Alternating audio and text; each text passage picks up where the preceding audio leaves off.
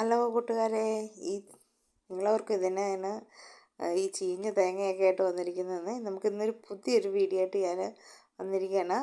അതായത് നമുക്ക് കുറച്ച് തേങ്ങ പേട്ട് തേങ്ങ എന്ന് പറയാൻ തേങ്ങയ്ക്കകത്ത് ചീഞ്ഞ തേങ്ങ ഉണ്ടല്ലോ, നമ്മൾ കുറച്ച് ഭാഗമൊക്കെ ചീഞ്ഞിട്ട് ബാക്കിയൊക്കെ കുഴപ്പമില്ലാത്ത സാധനം നമുക്ക് തേങ്ങ കിട്ടുമല്ലോ, അതുപോലെ കിട്ടിയ കുറച്ച് തേങ്ങയാണ്. ഒരു 3-4 തേങ്ങ എനിക്ക് കിട്ടിയതാണ്. അതെല്ലാം കൂടി നമുക്ക് ഒരു സൂപ്പർ സാധനം ഉണ്ടാക്കാം.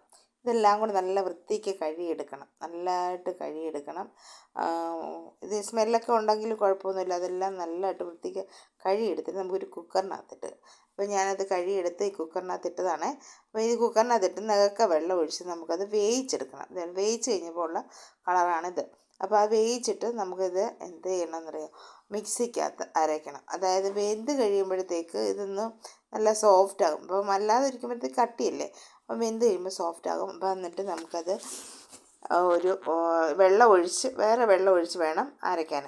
അരച്ചിട്ട് നമുക്കൊരു നല്ല തുണിക്കകത്തോട്ട് ഇട്ട് ഇത് പിഴിഞ്ഞെടുക്കണം. ഇതിൻ്റെ പാല് പിഴിഞ്ഞെടുക്കണം. അപ്പോൾ നമ്മൾ ഓർക്കും ഇതിൻ്റെ സ്മെല്ലായിരിക്കുമെന്ന്, പക്ഷേ എങ്കിൽ സ്മെല്ലൊന്നുമില്ല. ഇത് പാല് പിഴിഞ്ഞൊഴിച്ചിട്ട് ആദ്യമേ ഒന്ന് പിഴിഞ്ഞിട്ട് അത് ഞാൻ രണ്ടാമത് ഒന്നുകൂടെ ഒന്ന് വെള്ളത്തിലൊന്നും ഇല്ല എങ്കിൽ പോലും ഞാൻ കുറച്ചുകൂടെ വെള്ളം കൂടെ ഒഴിച്ചൊന്ന് പിഴിഞ്ഞെടുത്താണ്. ഇത് പിഴിഞ്ഞെടുത്ത ഈ വെള്ളം നമുക്ക് ഇനി എന്നെടുക്കണം, ഫ്രിഡ്ജിലോട്ട് വെക്കണം.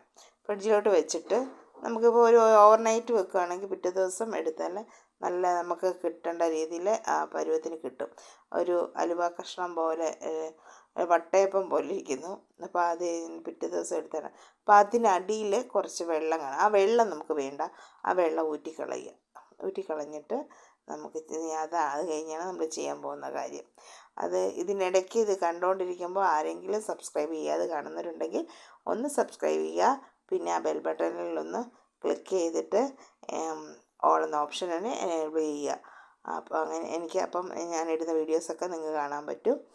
അപ്പം അത് നമുക്ക് കട്ട പോലെ ഇരുന്ന സാധനം നമുക്കിനി ബാലൻസ് അവിടെ ഇവിടെയൊക്കെ ഇച്ചിരിയൊക്കെ ഉണ്ടായിരുന്നു, അത് നമുക്ക് അരിച്ചെടുക്കാം. അപ്പോൾ അത് ഞാനൊന്ന് അരിച്ചെടുത്തിട്ടുണ്ട്. അപ്പോൾ അരിച്ചെടുത്തിട്ട് അതെല്ലാം കൂടെ നമുക്കൊരു ചീനച്ചട്ടിയിൽ അല്ലെങ്കിൽ കട്ടിയുള്ള ഒരു പാത്രത്തിലോട്ട്. അപ്പോൾ നമ്മൾ ചീനച്ചട്ടിയാണ് സാധാരണ ഉപയോഗിക്കാറ്. ചീനച്ചട്ടിയിലോട്ട് ഞാൻ ഇന്ത്യാലയത്തിൻ്റെ ചീനച്ചട്ടിയാണത്.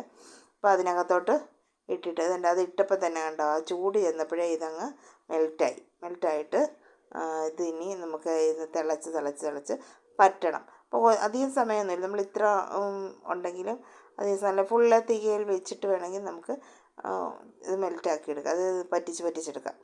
അത് പറ്റി വരുമ്പോഴത്തേക്കും നമുക്ക് നല്ല സൂപ്പർ വെളിച്ചെണ്ണ കിട്ടും. അതായത് നമ്മൾ ഓർക്കും അയ്യോ ഇതിൻ്റെ നാറ്റം ഉണ്ടായിരിക്കും എന്നൊക്കെ ഓർക്കും, പക്ഷേ ഒന്നുമില്ല, ഒരു സ്മെല്ലും ഇല്ല.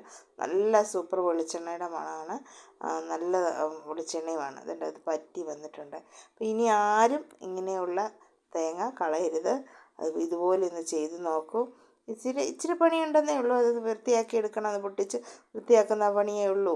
പിന്നെ ഇത് പറ്റിച്ചെടുക്കുക. അതിപ്പം നമുക്ക് നല്ല ശുദ്ധമായ വെളിച്ചെണ്ണ കിട്ടിയിട്ടുണ്ട്. നല്ല നമ്മൾ പുറത്തുനിന്ന് വാങ്ങിക്കുന്ന മായമൊന്നും ഇല്ലാത്ത വെളിച്ചെണ്ണ അല്ലേ ഇത്. നല്ല സൂപ്പർ വെളിച്ചെണ്ണയാണ്, നമുക്ക് ദേഹത്തൊക്കെ തേക്കാനും ഒക്കെ നല്ലതാണ്. അപ്പോൾ ഇതുപോലെ നിങ്ങളൊന്ന് ട്രൈ ചെയ്ത് നോക്കുക, എന്നിട്ട് കമൻറ്റ് ചെയ്യുക. ഇനി പുതിയൊരു വീഡിയോ ആയിട്ട് വരുന്നത് വരെ ബൈ. Thanks for watching.